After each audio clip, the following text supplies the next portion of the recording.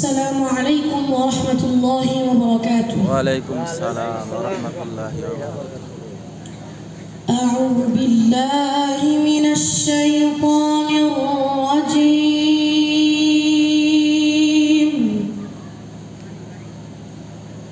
بسم الله الرحمن الرحيم.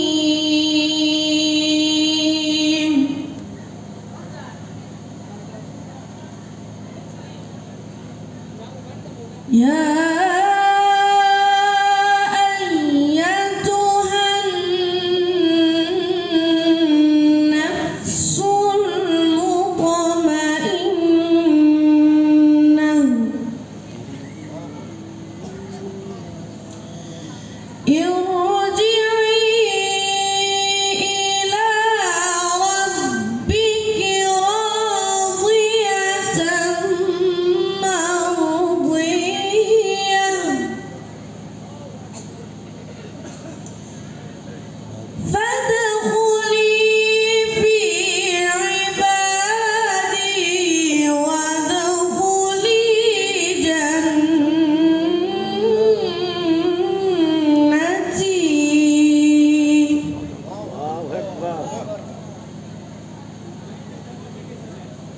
بسم الله الرحمن الرحيم.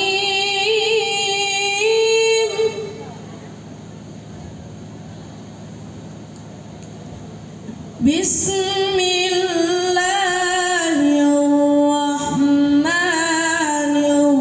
الرحيم. إذا جاء نصر الله والفتح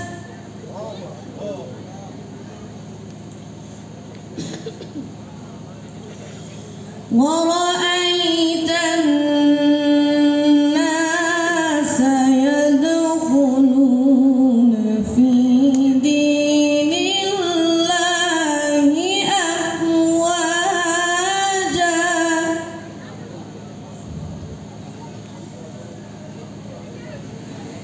فسبح بحمد ربك واستغفره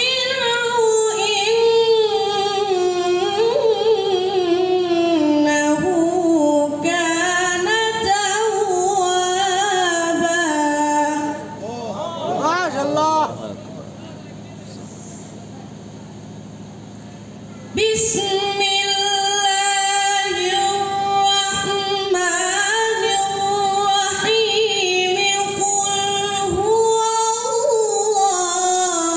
الله أحد الله الصمد لم يلد ولم يولد ولم يكن له كفوا أحد.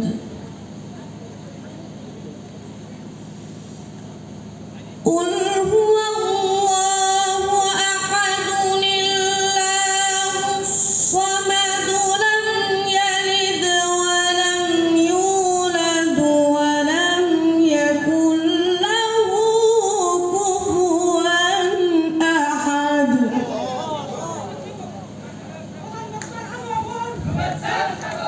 لم يلد ولم يولد ولم يكن له كفوا أحد. صدق الله العظيم. السلام عليكم ورحمة الله وبركاته. وعليكم السلام. আলহামদুলিল্লাহ আলহামদুলিল্লাহ অনেক সুন্দর কোরআন তেলাওয়াত শুনলাম। এবার আমাদের সামনে এই মুহূর্তে উপস্থিত আছেন আমাদের প্রধান মেহমান হযরত মাওলানা নজরুল ইসলাম জিয়াদি সাহেব। প্রধান বক্তার আগমন, প্রধান বক্তার আগমন, শুভেচ্ছার স্বাগতম, শুভেচ্ছার স্বাগতম।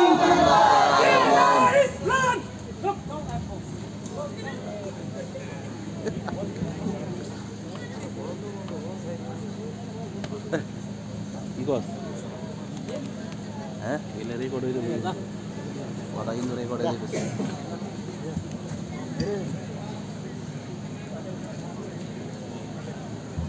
খারাপ মন্তব্য করুন।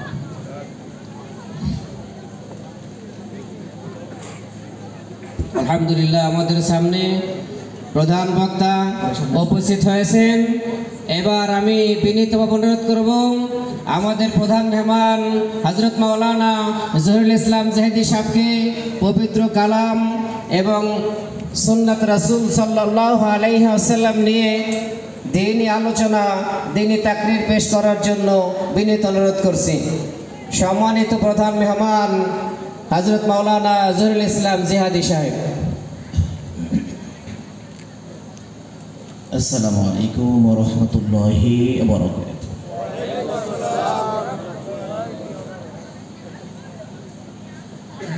আলহামদুলিল্লাহ নাহমাদুহু ওয়া নাস্তাঈনুহু ওয়া নাস্তাগফিরুহু ওয়া নু'মিনু বিহি ওয়া নাতাওয়াক্কালু আলাইহি ওয়া নাউযু বিল্লাহি মিন শুরুরি আনফুসিনা ومن سيئات أعمالنا من يهده الله فلا مضل له ومن يضلل فلا تجد له وليا مرشدا ونشهد أن لا إله إلا الله وحده لا شريك له ونشهد أن محمدا عبده ورسوله أرسله بالحق بشيرا ونذيرا وداعيا إلى الله بإذنه وسراجا منيرا فقد قال الله تعالى في كلامه المجيد وفي فرقانه الحميد সকলে পড়ুন আউযু বিল্লাহি মিনাশ শাইতানির রাজীম বিসমিল্লাহির রাহমানির রহিম ওয়া ইন্নাকা লাআলা খুলুকিন আযীম وقال رسول الله صلى الله عليه وسلم بعثت لأتمم مكارم الأخلاق إن الله وملائكته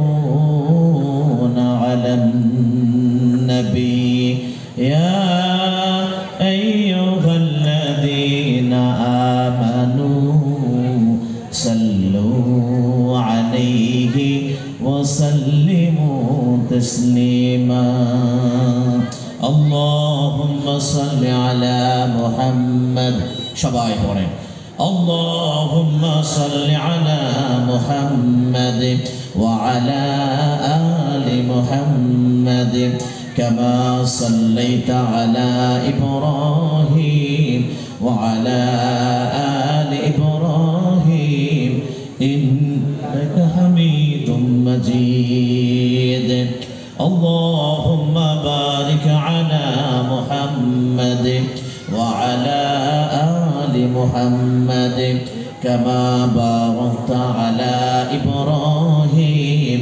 وعلى آل إبراهيم إنك حميد مجيد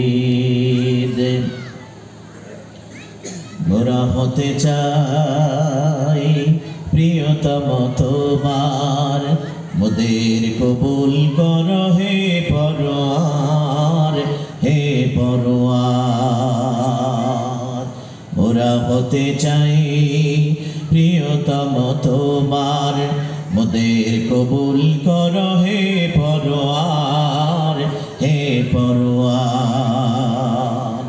আমরা সব সময় সারাক্ষণ আমাদের সমস্ত চাওয়া পাওয়া দিয়ে একজনের প্রিয় হতে চাই। আওয়াজ দিয়ে বলেন তিনি কে? আরো জোরে বলি তিনি কে?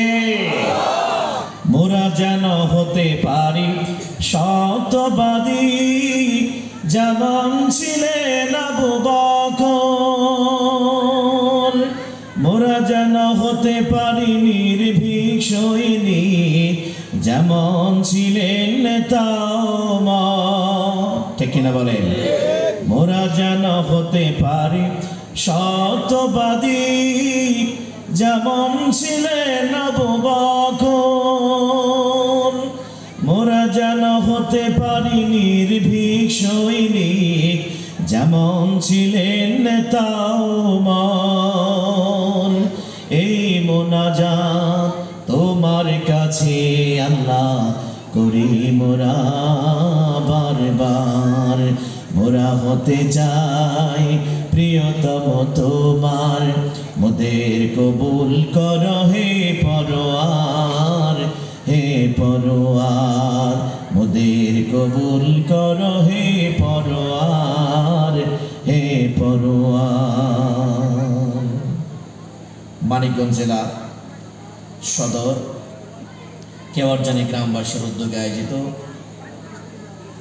আজকের এই বাৎসরিক ওয়াজ ও দোয়ার মাহফিলের সম্মানীয় মুহতারাম সুযোগ্য সভাপতি, কেওয়ারজানি জামি মসজিদ পরিচালনা কমিটির সম্মানিত সভাপতি লেফটেন্যান্ট কর্নেল অবসরপ্রাপ্ত জনাব আব্দুল খালেক সাহেব হাফিজাহুল্লাহ, আজকের মাহফিলের পরিচালনায় কেওয়ারজানি মানিকগঞ্জ এর কৃতি সন্তান বিশিষ্ট আলমী দ্বীন হযরত মাওলানা মিজানুর রহমান সাহেব, আরও আছেন হযরত মাওলানা আবুল হাসান সাহেব। আজকে যেনারা আলোচনা শুনি আমাদেরকে ধন্য করেছেন, ঈমানকে শানিত করেছেন, মুগ্ধ করেছেন। বিশিষ্ট আলমী দ্বীন সরকারি দেবেন্দ্র বিশ্ববিদ্যালয় কলেজ জামি মসজিদের ইমাম ও খতিব, বিশিষ্ট আলমী দ্বীন হাফিজ মাওলানা আব্দুল আউয়াল সাহেব। আরও আলোচনা করেছেন কেওয়ারজানি জামি মসজিদের সম্মানিত ইমাম ও খতিব হাফিজ মাওলানা জসিমউদ্দিন সাহেব। আমি আসার আগ পর্যন্ত অত্যন্ত সুন্দর করে কোরআন সুন্নাহর আলোকে আলোচনা শুনিয়েছেন বিশিষ্ট আলেম দ্বীন হযরত মাওলানা নাজমুল হক সাহেব সহ অন্যান্য ওলামায়ে কেরাম।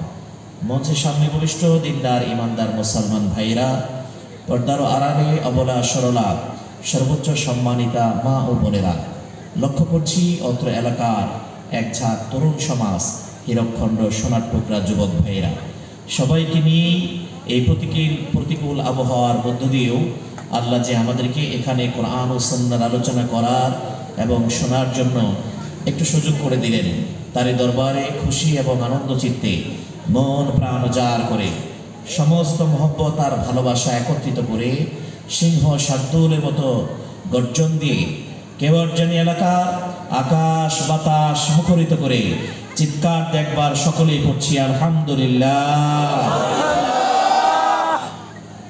সব সময় প্রশংসা করব কার? কারণ কি?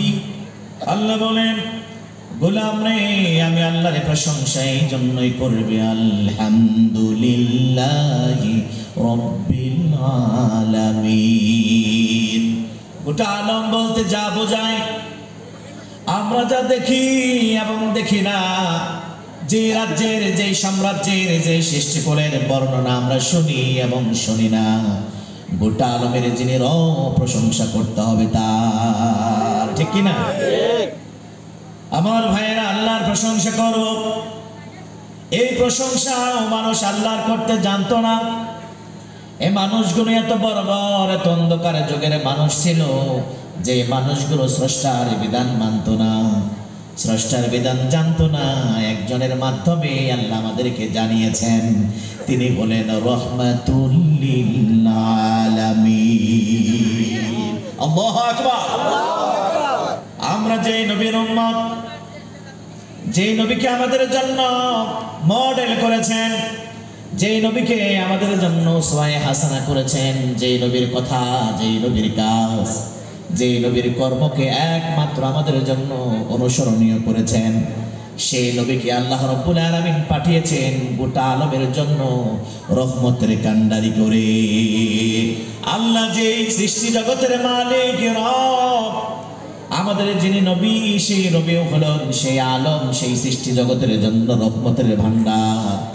এখন আমরা আল্লাহকে যদি বলি আল্লাহ গো ঠিক আছে নবীর কথা আমরা শুনব, তোমার প্রশংসা আমরা করব, আমাদের জীবন, আমাদের পরিবার, আমাদের সমাজ, আমাদের দেশ, আমাদের রাষ্ট্র, আমাদের ব্যবসা, আমাদের বাণিজ্য, এক কথায় আমাদের জীবনের সব কিছু কিভাবে চলবে, কার মত মতো, আল্লাহ সেই কথাটাও বলে দিলেন যিকরুল লিল আলামিন।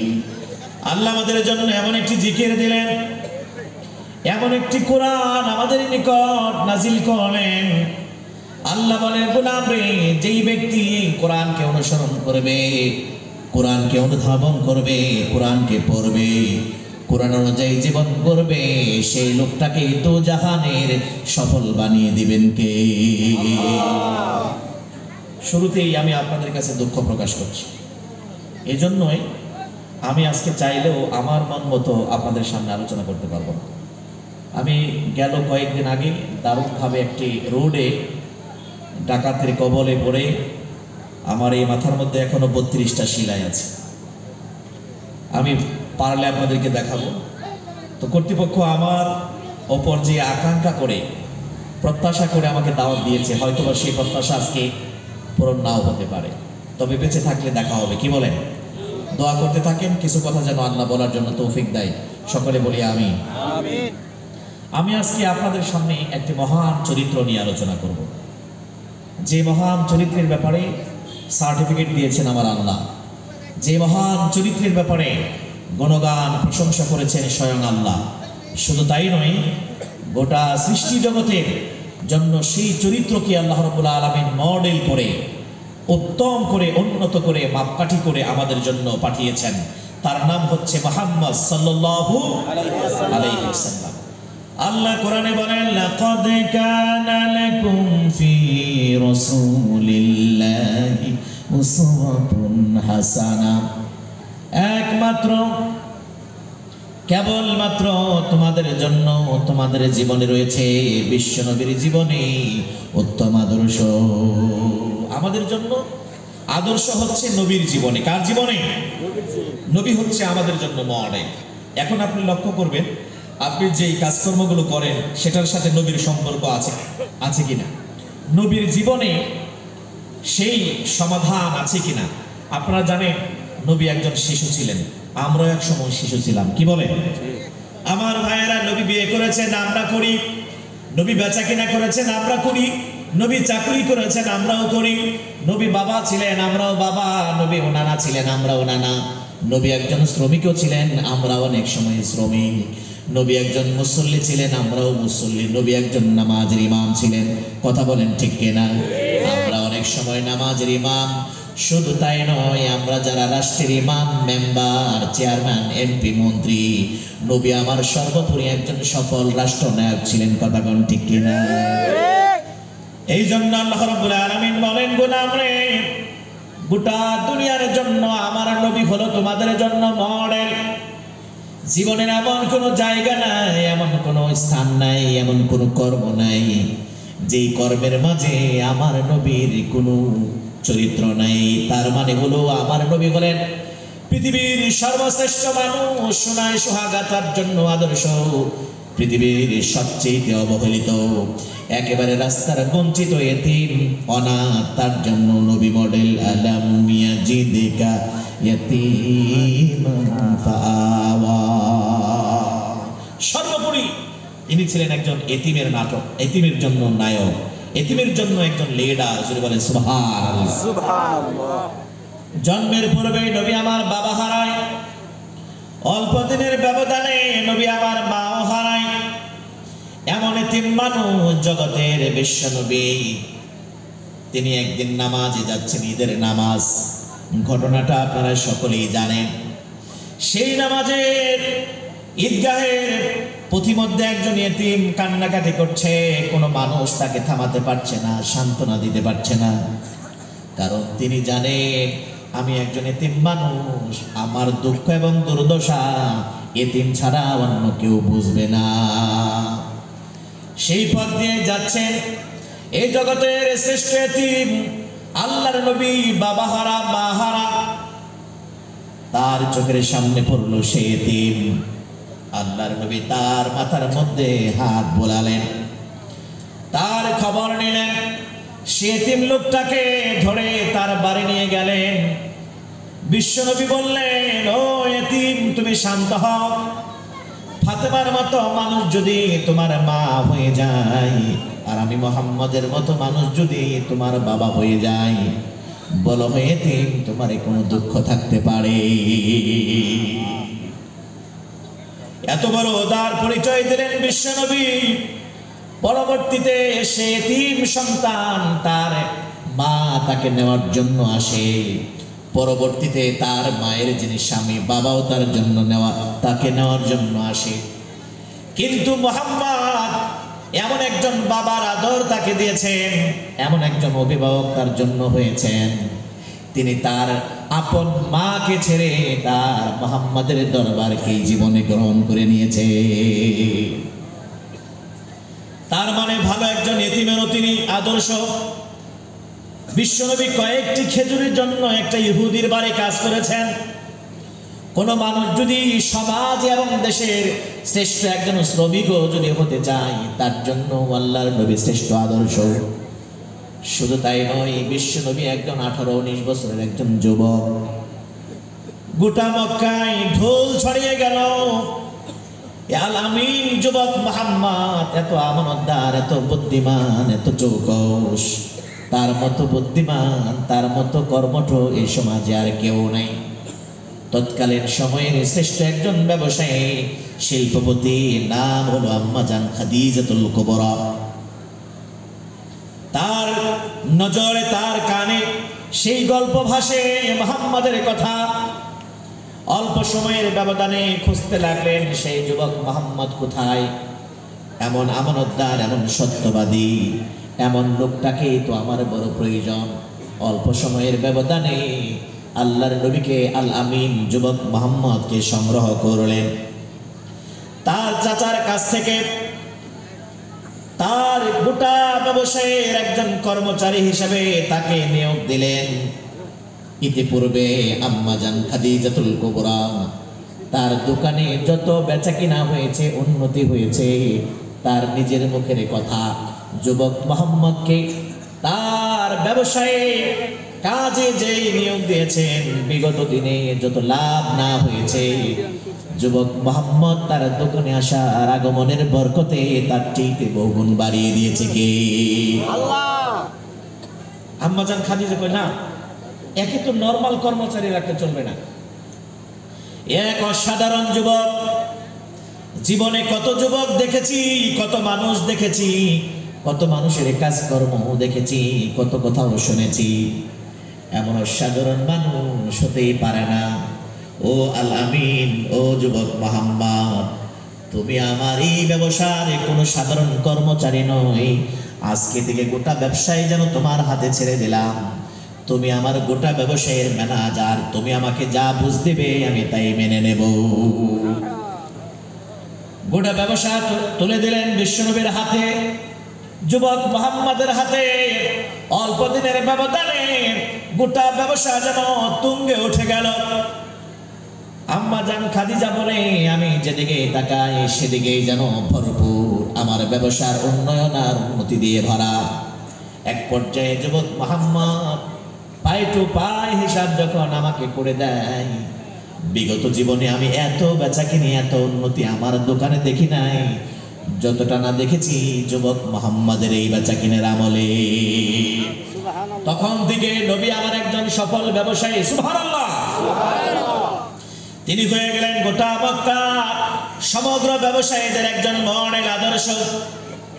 অতএব এই পৃথিবীর মানুষ নিজের চরিত্র, নিজের জীবনকে যদি উন্নত করতে চায়, ধারণ করতে চায়, সাজাতে চায়, ভালো একজন মানুষের মতো মানুষ যদি হতে চায়, নবী বলেছেন বুইসতু লিউতাম্মিমা হুসনুল আখলাক। আখলাক বলতে, চরিত্র বলতে যে জিনিসটা আছে, আমার আল্লাহ স্বয়ং আমাকে দিয়ে দুনিয়াতে পাঠিয়েছে। তার মানে মানুষ যদি মানুষ হতে চায়, চরিত্রবান হতে চায়, আপনার ছেলে সন্তানদেরকে যদি মানুষের মতো মানুষ হিসেবে দেখতে চান, বিশ্বনবীর জীবন আদর্শের কোনো বিকল্প নাই। কথা বলেন ঠিক কিনা? কিন্তু আমরা তো সেই নবীকে আদর্শ মানি না। বর্তমানে আমরা কই আমরা অমুকের সৈনিক, আছে না নাই? মানুষ মানুষকে কয় আমি অমুকের সৈনিক, অমুক আমার আদর্শ নেতা। এখন আপনাদের কাছে জানতে চাই, কোন মানুষ কি পাপ থেকে মুক্ত আছে? হাদিসের মধ্যেই নবী বলছেন কুল্লু বানি আদম খাতা, আদম সন্তান মানে পাপ এবং দোষে গুণে ভরা। কিন্তু পাপীদের মধ্যে কিছু মানুষ আছে ভালো পাপী। ওয়া খায়রুল খাত্তাইনা তাওয়াবুন, যারা পাপ করার পর তওবা করে ফিরে আসে কার কাছে? আল্লাহু আল্লাহু, কি যে মধুর নাম, জুড়ে বলেন আল্লাহু আল্লাহু, কি যে মধুর নাম। হেরা পান্না মনি মুক্তা, হেরা পান্না মনি মুক্তা, হয় না তাহার দাম। আল্লাহু আল্লাহু, কি যে মধুর নাম। জোরে বলেন মারহাবা। যুবক যারা আছো তারা আওয়াজ দিবা। আমি একটু আওয়াজ দিলে তোমার মাথা ব্যথা করে। একটু সময় চেষ্টা করবো ইনশাআল্লাহ। কি যুবকরা বলতে পারবে না? ইনশাআল্লাহ। উত্তরবঙ্গে এক মাহফিল, হাজার হাজার মানুষ। আমি একটু আওয়াজ দিয়ে উৎসাহ দেওয়ার জন্য বলছি, জোরে বলেন মারহাবা। এক চাচা কয় মার বাবা। চাচা কি কয়? মার বাবা। কয় মার বাবা। ফুলা মানে হাসে। আমাকে হাসো কেন? ওই হুজুর আপনি কোন মারহাবা, চাচা কয় মার বাবা। অমনি চাচা কয় হুজুর এটা আমার দোষ না, আমার বয়সের দোষ। কিসের দোষ? বয়সের। আমি বললাম বয়স আবার কি দোষ করছে? অমনি আমারে কয় হুজুর আমিও জোরেই বলছি মারহাবা, কিন্তু আমার সামনের একটা দাঁতও নাই হুজুর। বাতাস ব্রেক ফেল হয়ে হাবার জায়গায় বাবা বানিয়ে দিছে কে? ও যুবকেরা, এই যে টান টান চামড়া গুলো একদিন সব নরবর বানিয়ে দিবেন কে? আল্লাহ। শুধু তাই নয়, কুচকুচে চুল এবং দাড়িগুলো এগুলো সব সাদা বানিয়ে দিবেন কে? আল্লাহ। এই জন্য সময় থাকতে গোলামি করব কার? আল্লাহ। আল্লাহ রাব্বুল আলামিন আবার বৃদ্ধদেরকেও ভালোবাসেন, যুবকদেরকেও ভালোবাসেন। 40 জন বুড়া মানুষ এক জায়গায় বসে আল্লাহ আল্লাহ করলে আল্লাহ যতটা না খুশি হয়, একজন যুবক মানুষ যদি একবার আল্লাহকে ডাকে তার চাইতে বহুগুণ খুশি হয়ে যায় কে? আল্লাহ। আবার বৃদ্ধ মানুষের ইবাদতকে পছন্দ করেন কে? আল্লাহ। বিশ্বনবীর জামানা একজন বুড়া মানুষ চিন্তা করলেন, আহারে, যে কোরআনের মতো মহা একটা দৌলত আল্লাহ আমাদেরকে দান করেছেন, আর রহমান আল্লামাল কুরআন খলাকাল ইনসান আল্লামাহুল বায়ান। আল্লাহু আকবার বলে। মানুষের উপর আল্লাহর যতগুলো দয়া আছে, অবদান এবং মেহেরবানি আছে, তোর মধ্যে অন্যতম সেটা হচ্ছে মানুষকে আল্লাহ রাব্বুল আলামিন কোরআনের মতো একটা সম্পদ দান করেছেন। এই কোরআনের মধ্যে পৃথিবীর সব তথ্য আছে না নাই? আছে। এমন কোন তথ্য নাই, এমন কোন উপাত্ত নাই, এমন কোন সমস্যার সমাধান নাই যে সমস্যার সমাধান আল্লাহ কোরআনের মধ্যে দেন নাই।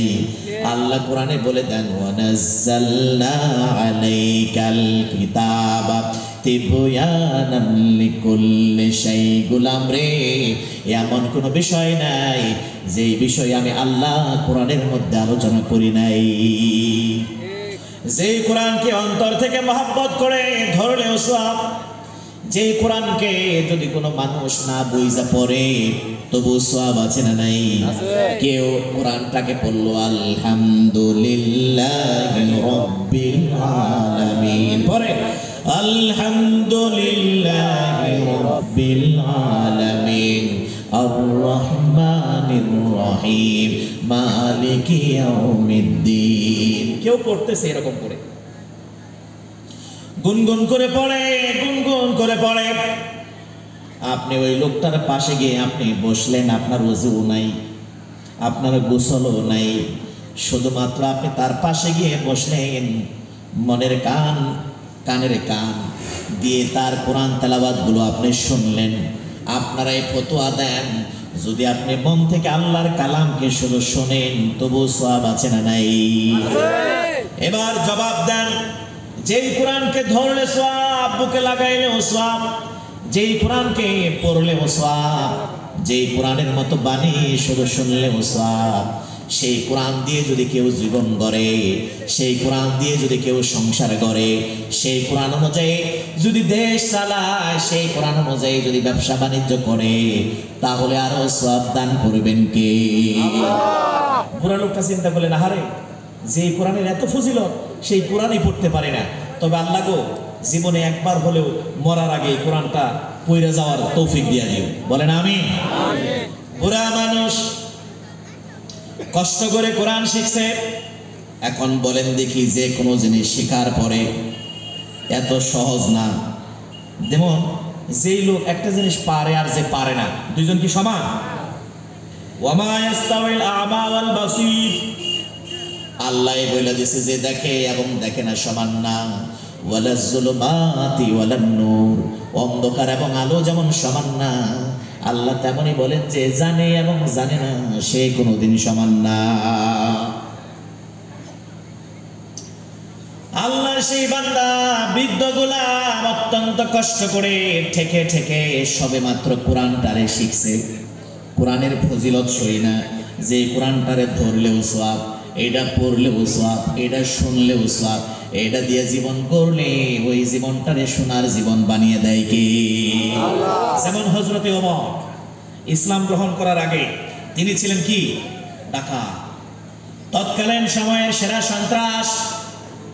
কোরআনটাকে শুনলেন, কোরআন শোনার পর কেমন পরিবর্তন হয়ে গেল। হাতের মধ্যে তরবারি নিয়ে গেছে বিশ্বনবীর মাথা কাটার জন্য। যেই মাথা কাটার জন্য ওমর নিয়ে গেলেন হাতের মধ্যে নাঙ্গা তরবার, কোরআন তেলাওয়াত ছুঁই না, উল্টে গেল। এবার নবীর মাথা কাটা নয়, নিজের মাথাটাকে ইসলামের জন্য কোরবানি করে দিলে। লোকটা ছিল বুড়া, ওই যে বুঝেনি তো, মার হাবার জায়গায় কি হয়েছে? মার বাবা, মার বাবা। আর এমনিতেও দেখবেন, যিনি একটা জিনিস পারে আর যিনি পারে না, তার মধ্যে কেমন ব্যবধান। যেই লোকটা সাইকেল চালাইতে পারে 2 চাকা, তার জন্য খুবই সহজ, হ্যান্ডেল না ধরলেও চলে, আছে না নাই? এই যে আমি আসার পরে দেখলাম এক বেচারা রাত্রিবেলায় সাইকেল চালাইতেছে 2 হাত এরকম দিয়ে, মাশাআল্লাহ ধরেও নাই। আর যে পারে না তার জন্য সহজ না কঠিন? ওরে যদি কোন যে ভাই সাইকেলটা একটু ধাক্কিয়ে নাও, দেখবেন যে সাইকেল একদিকে ও আরেকদিকে। বিশেষ করে যিনি পারে সে কয়, দোস্ত তুমি পারো না, আমি শেখাবো। এটা আমাদের জন্য ব্যাপারই না। 2-3টা নিয়ম, কই সোজা হইয়া আগে সিটের মধ্যে বসবা, মাজাটা সোজা হয়ে রাখবা। 2 নম্বরে 2 পাও দিয়ে আস্তে আস্তে করে প্যাডেলটা ঘোরাইবা।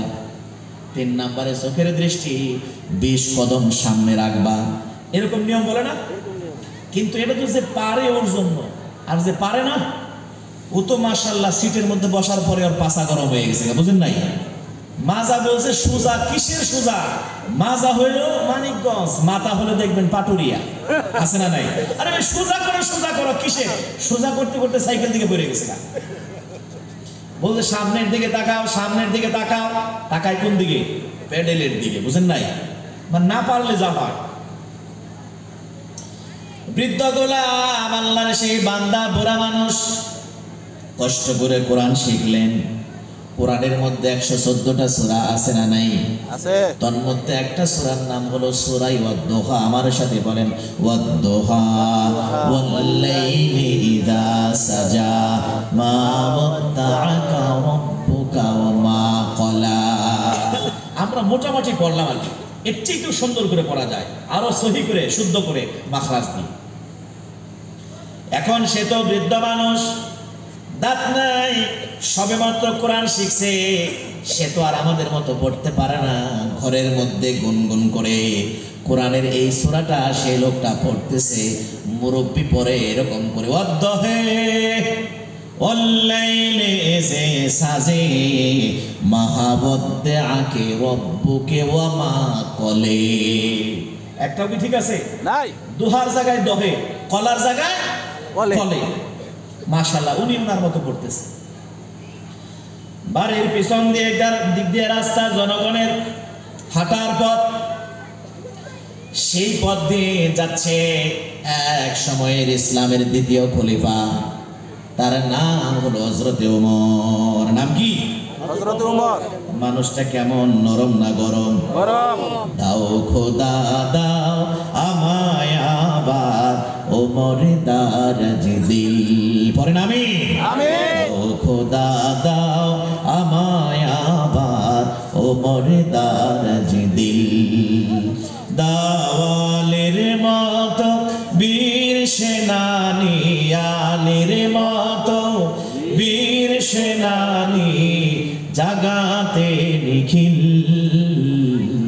দাও খোদা দাও আমায় আবার ওমর দারাজ দিল।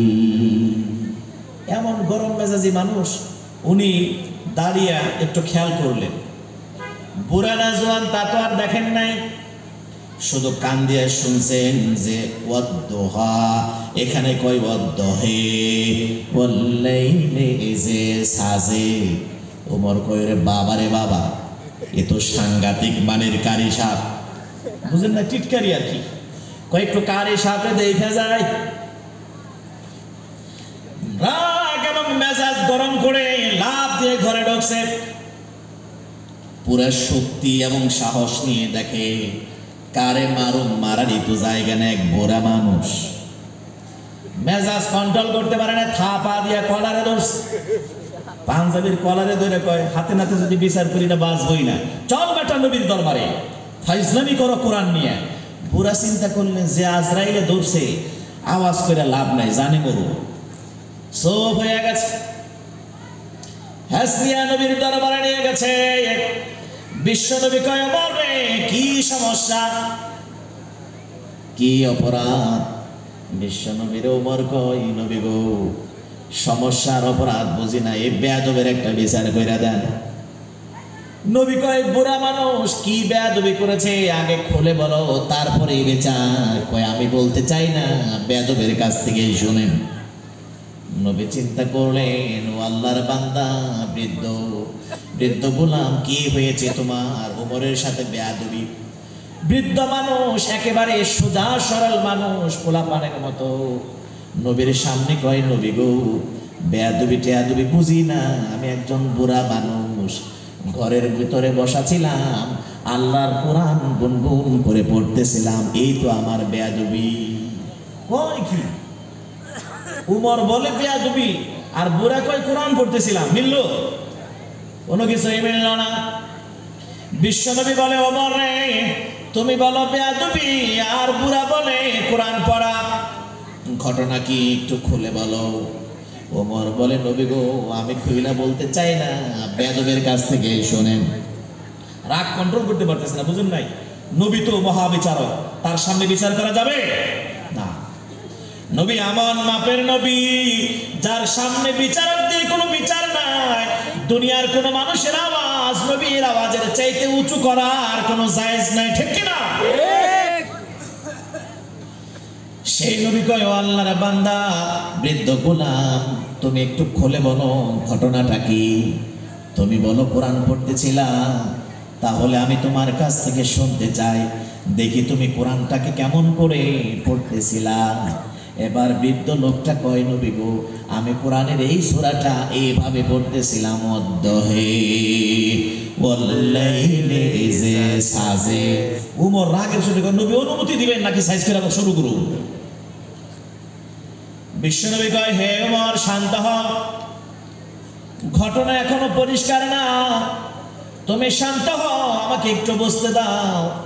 বিশ্বনবী বললেন, ও আল্লাহর বান্দা, বৃদ্ধ গোলাম, তুমি যে কোরআন পড়তেছিলা, তুমি কি এভাবে কোরআন পড়তেছিলা নাকি কোরআন নিয়ে তামাশা এবং মস্করা করতেছিলা? আল্লাহর সেই বৃদ্ধ গোলাম সোজা সরল মানুষ, পরকালের ভয়, আল্লাহর ভয়, কোরআনের মহব্বত এবং ভালোবাসা। সেই লোকটা চোখ থেকে দুপোটা পানি ছেড়ে দেয় আর বলে, নবী গো, আমি অত্যন্ত বৃদ্ধ মানুষ, যে কোরআনটাকে আমি পড়বো এবং শিখবো ছোট্টবেলায়, সেই কোরআনটাকে আমি শিখেছি বৃদ্ধবেলায়। কোরআন যেমন করে পড়তে হয় আমি তেমন করে হক আদায় করে পড়তে পারি না গো নবী। তবে নবী আমার জন্য যেন দোয়া করে, আমি আল্লাহর কোরআন যেন এর চাইতে সুন্দর এবং সহি করে পড়তে পারি। আল্লাহ বলেন, হে ওমর, বিশ্বনবী বলেন, হে ওমর, তুমি তো জানো না আল্লাহর কোন জোয়ান মানুষ, জোয়ান বান্দা কোরআনটাকে যদি সহি শুদ্ধ করে পড়ে, তার আমলনামায় আল্লাহ যে সওয়াব দেন, কোন বৃদ্ধ মানুষ জীবনের শেষ বেলায় বুড়া বয়সে সেই কোরআনকে যদি ঠেকে ঠেকে ভেঙ্গে ভেঙ্গে যদি পড়ার চেষ্টা করে, আল্লাহ তার চাইতে বহুগুণ সওয়াব তার আমলনামায় দিয়ে দেয়। আমার ভাইয়েরা, সেই নবী হলেন আমাদের জন্য আদর্শ, সেই নবী হলেন আমাদের জন্য মডেল। আমাদের জীবনের সব জায়গায় আদর্শ, বাবার আদর্শ, নানার আদর্শ, নামাজের আদর্শ, সমাজের আদর্শ, মুসল্লির আদর্শ, ইমামের আদর্শ, শ্রমিকের আদর্শ, নেতার আদর্শ, রাষ্ট্রনায়কের আদর্শ, এতিমের আদর্শ। জীবনের এমন কোনো জায়গা নাই যেই জায়গায় আমার নবীর উন্নত চরিত্রের কোনো সমাধান নেই। সুবহানাল্লাহ বলে। নবীকে বাদ দিয়ে কোনো মানুষ মানুষ হতে পারে না। বিশ্ব নবীর চরিত্রকে বাদ দিয়ে কোনো মানুষ চরিত্রবান মানুষই হতে পারে না। বিশ্ব নবী বলছেন, বুইসতু লিউতাম্মিমা মাকারিমাল আখলাক, আমাকে আল্লাহ পাঠিয়েছেন চরিত্রকে পরিপূর্ণ করার জন্য। তার মানে আপনি যদি চরিত্রবান হতে চান, বিশ্ব নবীর চরিত্রের অনুসরণ করেন। নবীর চরিত্র অনুসরণ করা ছাড়া আপনি কোনো চরিত্রবান মানুষই হতে পারবেন না। কথা কোন ঠিক কিনা? আমার ভাইয়েরা, সেই নবীর ব্যাপারে আল্লাহ রাব্বুল আলামিন বলছেন, তোমাদের জন্য এমন করে বানালাম উসওয়ায়ে হাসানা, তোমাদের জন্য কল্যাণের প্রতীক, তোমাদের জন্য রহমতের কান্ডারি, রহমতের ভান্ডার। নবী যেখানেই গেছেন সেখানে রহমতের দুয়ারে, রহমতের ভান্ডারে খুলে দিয়েছেন কে? আল্লাহ। এত কিছু দেখার পরেও, এত কিছু শোনার পরেও দেখবেন বহু মানুষ আছে নবী জীবন থেকে কিছু শিখতে চায় না। এরকম লোক আছে না নাই? নেতার অনুসরণ করে। কিসের অনুসরণ? নেতা। বিভিন্ন পীর সাহেবের অনুসরণ করে, বিভিন্ন দরবারের অনুসরণ করে, অথচ আল্লাহর নবীকে আমাদের জন্য কেমন উন্নত চরিত্র করে পাঠালেন। আল্লাহর নবী যেখানে গিয়েছেন সেখানে রহমতের দ্বার খুলে গিয়েছে। আমার ভাইয়েরা, ১৫০০ বছর আগে বিশ্বনবী মক্কার পথ দিয়ে যাচ্ছেন। তৎকালীন সময়ের শাসক মিস্টার আবু জাহেল। নবীর কি লাগে? চাচা। জোরে বলেন। চাচা। তবে প্রতিবেশী চাচা, চাচা ঠিক আছে। সে আবু জাহেল নবীকে কতবার ধোঁকা দিয়েছে, নবীকে বোকা বানানোর জন্য চেষ্টা করেছে, কিন্তু বদনসিব নবীর উপর ঈমান আনে নাই। কথা কোন ঠিক কিনা? হঠাৎ করে একদিন পাগলামি, আবু জাহেল কয়, মুহাম্মদ শোনো চাচা, জীবনে বহু তোমার লগে মিথ্যা কথা বলছি, বহু তোমারে ধোঁকা দিছি, কথা দিয়ে কথা রাখি নাই। তবে আজকে একটা সত্য কথা বলি, সেটা হচ্ছে এই যে আমার হাতের মুঠের মধ্যে কি আছে, যদি তুমি বলতে পারো, আজকে কথা দিলাম, আজকে ঈমান আনবো। কি করব? ঈমান আনবো। ঈমান আনবো। আমার আল্লাহ আসমান থেকে, আরশ থেকে সব কিছু দেখেন। আল্লাহ তো ভালো করে জানে আবু জাহেল কয় নাম্বারে বাটপার। কথা কোন ঠিক কিনা? আল্লাহ কয়, হে হাবিব, আপনি টেনশন করবেন না, আপনি আবু জাহেল রে বলে দেন, আপনার বলার দরকার নেই, আমি আল্লাহ আপনার পক্ষ থেকে বলে দেওয়ার চেষ্টা করব, আমি আল্লাহই বলে দেব। আবু জাহেলকে আপনি বলে দেন, আপনি বলবেন না, হাতের মুঠের মধ্যে যে জিনিসটা আছে সেইটাই যদি বলে দেয় তবু ঈমান আনবে কিনা? নবী কই, চাচা ঠিক আছে, হাতের মুঠে কি আছে এটা আমি বলতে চাই না, আপনার মুঠেরটাই যদি বলে দেয়। চাচা কই, তাহলে তো কোনো কথাই নাই। আবু জাহেল ভালো করে জানে হাতের মুঠের মধ্যে যেই জিনিস আছে সেই জিনিস কোনোদিন কথা বলে না। আপনারা জানেন, এই কেওয়ার জানে রাস্তার মধ্যে কোনো পাথরের টুকরা কি কথা বলে? ইটের টুকরা কথা বলে? আবু জাহেলের হাতের মধ্যে একটা পাথরের টুকরা ছিল রাস্তার মধ্যে পড়া, সেইটাই হাতের মধ্যে নিয়ে আল্লাহর নবীর সামনে ধরছে। আল্লাহর নবী কই, চাচা কই একটু বুঝা শুই না, কইও জীবনে বহু ঠাট্টা করছো, প্রতারণা করছো। কয় না, পুরা বুঝা শুই নাই, বলছে হাতের মুঠেরটাই যদি বলে দেয় প্রশ্নই আসে না, এক্ষুনি তোমার সামনে ঈমান আনবো। যেই কথা বলছে আল্লাহ আসমান থেকে বলে দেয়, ও আবু জাহেলের পাথরের টুকরা, হাতের মধ্যে যে পাথর, তোর জবান আমি মানুষের মতো করে খুলে দিলাম, তোর মন যা চাই তুই বলে দে। সাথে সাথে পাথর থেকে জবান আসলো, লা ইলাহা ইল্লাল্লাহু মুহাম্মাদুর রাসূলুল্লাহ সাল্লাল্লাহু আলাইহি ওয়াসাল্লাম। আল্লাহু এই নামের কালাম, আল্লাহু এই নামের কালাম, কণ্ঠে মধু মেঘে কুহু কুহু ওই পাপিয়া, কুহু কুহু ওই পাপিয়া, উঠছে সদা ডেকে, আল্লাহু এ নামের কালাম। জোরে বলেন মারহাবা। আবু জাহেল হয় কি, চাচা ঈমান আনবো কি? এতদিন ভাবছিলাম তুমি নরমাল জাদুকর, এখন দিয়ে তুমি জাদুকরের উস্তাদ। তুমি বললে একটা কথা ছিল, তুমি এমন উস্তাদ জাদুকরের যে পাথরের মুখ থেকে তুমি জবান খুলে দিচ্ছ। নাউজুবিল্লাহ বলেন। নাউজুবিল্লাহ। কপালে থাকা লাগে, কথা বলেন ঠিক কি না? বাতির নিচে অন্ধকার আছে না নাই? আছে। তবে এখান থেকে দারুণ শিক্ষা আছে। তৎকালীন সময়ে আল্লাহর নবীর সাথে যারা বিরোধিতা করেছে, ইসলামের যারা বিরোধিতা করেছে, কোরআনের যারা বিরোধিতা করেছে, তৎকালীন সময়ে যত বড় বাহাদুর ছিল, যত বড়ই রাজা ছিল, যত বড়ই হিরো ছিল, পৃথিবীর ইতিহাস থেকে তাদেরকে জিরো বানিয়ে দিয়েছে কে? এটা কি তখনকার ইতিহাস? এখনো বাংলার জমিনে যারা ইসলামের সাথে, কোরআনের সাথে, আলেম ওলামাদের সাথে যারা ফাইজলামি করে, যারা দুশ্মনী করে, যারা বান্দামি করে, তাদেরকেও এই ইতিহাস থেকে জিরো বানিয়ে দিতে পারে কে? বাস্তব প্রমাণ দেখেন। বিশ্বনবী ছিলেন একজন পথহারা মানুষ। আল্লাহ রাব্বুল আলামিন যার ব্যাপারে বলেছেন, ওয়া ওয়াজাদাকা দাল্লান ফাহাদা, নবী গো আপনাকে পথ দেখাবে এমন কেউ ছিল না। পথের দিশা দিয়েছেন কে? আল্লাহ। শুধু পথের দিশায় নয়, যেই নবীর বাবা নাই, যেই নবীর মা নাই, যে নবীর ঘর নাই, যে নবীর বাড়ি নাই, সম্পদ নাই, এমন নবীর নাম, নিশানা, প্রশংসা গোটা দুনিয়ার মাঝে ছড়িয়ে দিয়েছেন কে? আল্লাহ। রফা'না লাকা যিকরা, এমন ভাবে ছড়িয়ে দিলেন তার সম্মানকে। এমন কোন জায়গা নাই পৃথিবীর যেই জায়গায় নবীর নামে দরুদ নাই। আপনারা জানেন আমাদের সমাজে 5 বার আযান হয়, আযানে নবীর নাম আছে না নাই? আমরা যে কোরআন শুনি, কোরআনে নবীর নাম আছে না নাই? যে দরুদ পড়ি, দরুদে নবীর নাম আছে না নাই? যে নামাজ পড়ি, নামাজেও নবীর নাম আছে না নাই? চোখ বন্ধ করে একটু বুকের মাঝে যদি হাত রাখে, আমাদের প্রত্যেক ইমানদারের কলিজায় নবীর নাম আছে না নাই?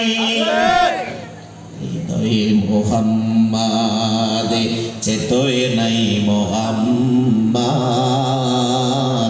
আজানে মুহাম্মাদ, কোরআনে মুহাম্মাদ, হৃদয়ে মুহাম্মাদ। সুবহানাল্লাহ বলেন। সুবহানাল্লাহ।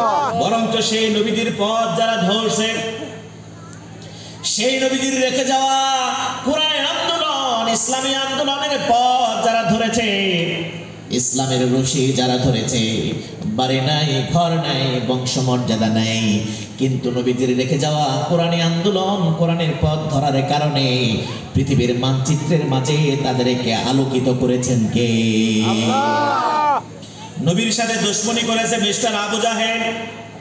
তৎকালীন সময়ের বড় রাজা, বড় প্রভাবশালী বাদশা, নবীজির কিছুই ছিল না। আপনি আজকে গোটা দুনিয়ার দিকে তাকান, ইতিহাসের দিকে তাকান। ১৫০০ বছর আগে এত প্রভাবশালী বাদশা মিস্টার আবু জাহেল, শুধু আবু জেহেলই না, এমন প্রভাবশালী একজন জ্ঞানী যার নাম ছিল গোটা দুনিয়ার সমগ্র জ্ঞানীদের বাবা আবুল হেকাম। এমন মানুষটাকে পৃথিবীর মানচিত্র থেকে নিশ্চিহ্ন করে দিলেন কে?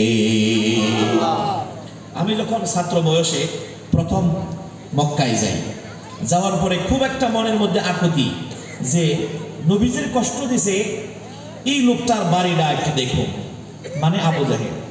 আমি আমার মতো করে বললাম আবু জাহেলের বাড়ি কই?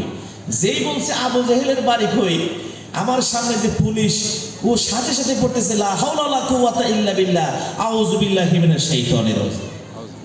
তো আমি মহা একটা বিপদে পড়ে গেলাম, কাছে একটা মানুষের নাম বলছি আর ওরা শয়তান থেকে পানা চায়, লা হাওলা ওয়ালা কুওয়াতা ইল্লা বিল্লাহ পরে ব্যাপারটা কি?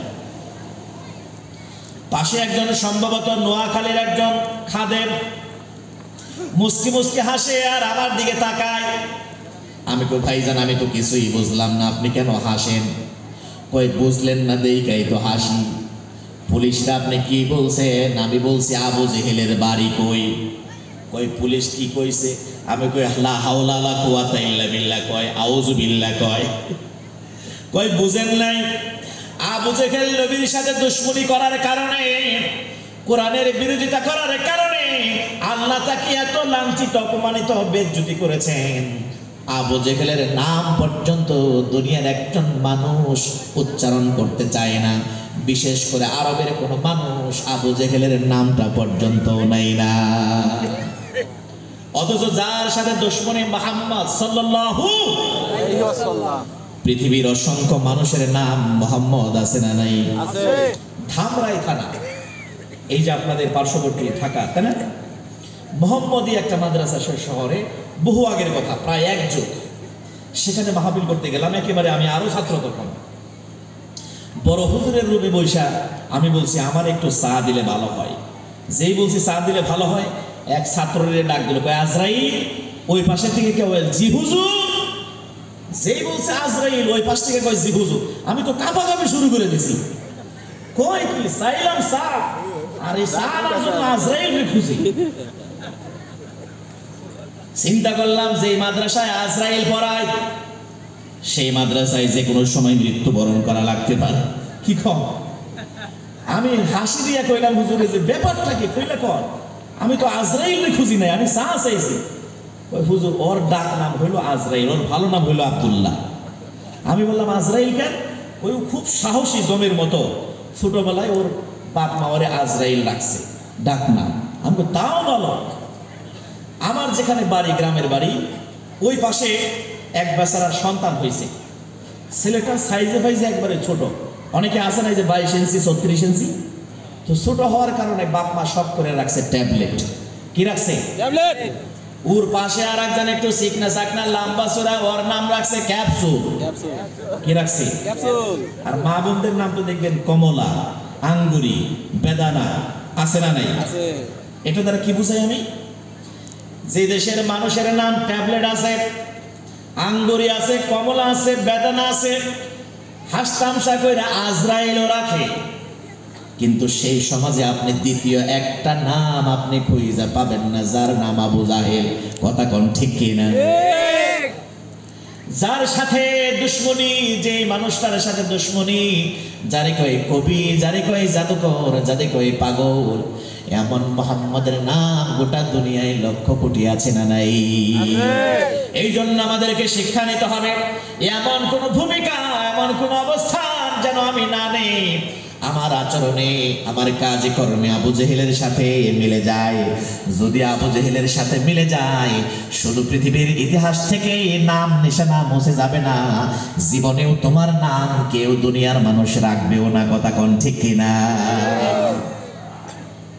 আমার ভাইয়েরা, আল্লাহর নবী 39 বছর পর্যন্ত নিজের বিবেক, নিজের বুদ্ধি, নিজের চিন্তা, নিজের ধ্যান খ্যাল সব কিছু দিয়ে মানবতার কল্যাণে, দেশের কল্যাণে কাজ করলেন। কিন্তু না, আবু জেহেলদের মতো মানুষরা নবীকে, এত সুন্দর মানুষ হওয়ার পরেও যাদের মতো মানুষ, সত্যবাদী মানুষ, আল আমিন মানুষ। আপনারা জানেন নবী যখন 18-20 বছর বয়সী মানুষ, তখনই তিনি গোটা মক্কার মধ্যে একটা সুনাম ছড়িয়েছেন যে আমাদের ভাতিজা, তিনি মক্কার সবচেয়ে সত্যবাদী, তিনি সবচেয়ে আমানতদার হওয়ার কারণে দলমত নির্বিশেষে মক্কার প্রত্যেকটা বংশের মানুষ আল্লাহর নবীর কাছে কাঁচা সোনা, কাঁচা রূপার টাকা তার কাছে জমা রাখে। কথা কোন ঠিক কিনা? শুধু তাই না, তখন নবী আমার নবী না, যুবক মোহাম্মদ আল আমিন মোহাম্মদ মক্কার ঘরকে ভাঙ্গা হয়েছে। তখনও কুরাইশ গোত্রের মাধ্যমেই এই মক্কার ঘর চলে।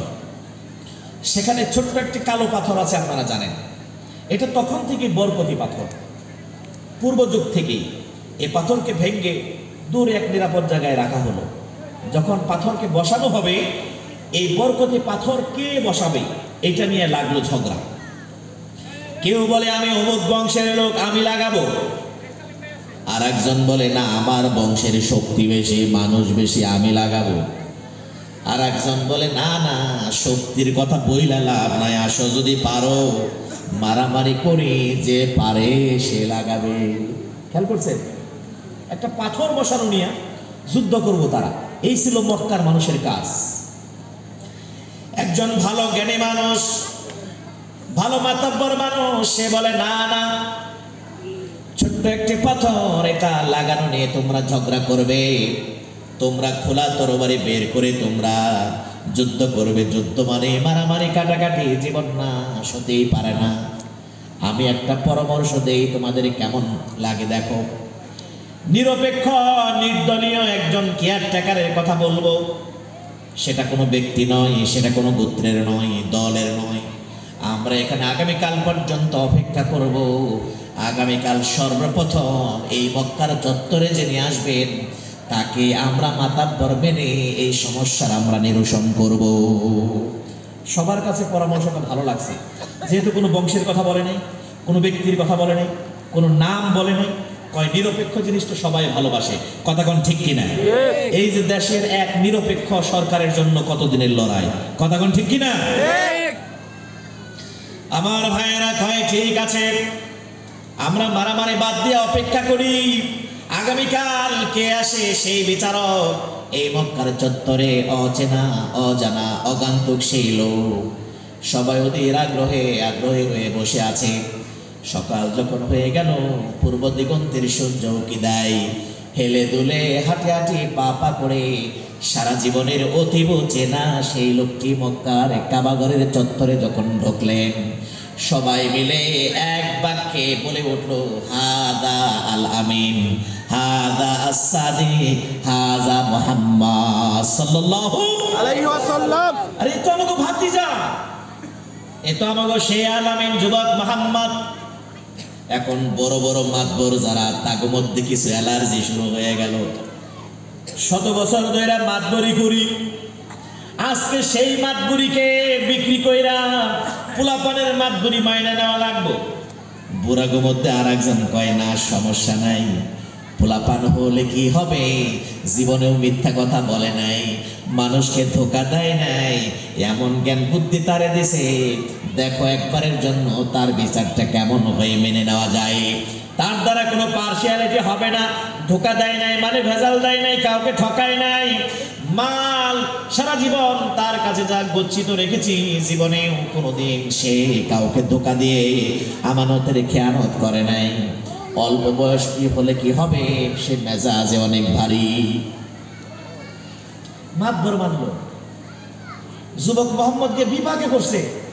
আল্লাহ গো, কি অবস্থা, সারা জীবন যারা মাতবুরি করছে আমার দেশে, আজকে তারা মাতবুরি বাদ দিয়ে আমারে মাতবর মানে। আল্লাহ তুমি একটা মাতবুরির দাহিয়ে দাও আজকে। বিশ্বনবী তাদের বিচার শোনার পরে আকাশের দিকে তাকিয়ে কি যেন কয়, সবাই কয় আল্লাহ কি অবস্থা, বিচার দিলাম আলামিন রে, যুবক মোহাম্মদের বিচার করার জন্য, হ্যাঁ চিন্তা ভাবনা না করে আকাশের দিকে তাকিয়ে রয়েছে। হঠাৎ করে আকাশ থেকে মাথা নামিয়ে গায়ের মধ্যে একটা রুমাল ছিল, রুমালটাকে মাটির মধ্যে বিছিয়ে দিল। আল্লাহর কাছে তো আগে দোয়া করেছেন, আল্লাহ গো আজকে এই মক্কার চত্বরে আমি মুহাম্মাদের মাধ্যমে এমন একটি সমাধান দিয়ে দাও যাতে করে গোটা কুরাইশ বংশ মক্কা নগরীর এই সমস্ত ঝাই ঝামেলা থেকে একই সমাধানে মীমাংসা হয়ে যায়। রুমালটা যখন বিছিয়ে দিলেন, আল্লাহ নবীর বরকতি হাত দিয়ে কালো পাথরটা রুমালের মাঝখানে বসিয়ে দিলেন। পীর সাহেবরা যেমন মুরিদ দেয়, রুমাল ধরিয়ে দেয়, আল আমিন যুবক মুহাম্মদ রুমালের চতুর্পাশে চার কোণে চার বংশের চারজন নেতা মাতবারকে ধরতে বললেন, সকল গণ্য বরেণ্য লোকদেরকে ধরতে বললেন, নিজে সহ ধরে নিয়ে একেবারে কাবাঘরের কোণে নিয়ে গেলেন, বরকতে হাত দিয়ে কাবাঘরের কোণায় লাগিয়ে দিলেন। সব মানুষ অবাক হয়ে গেল।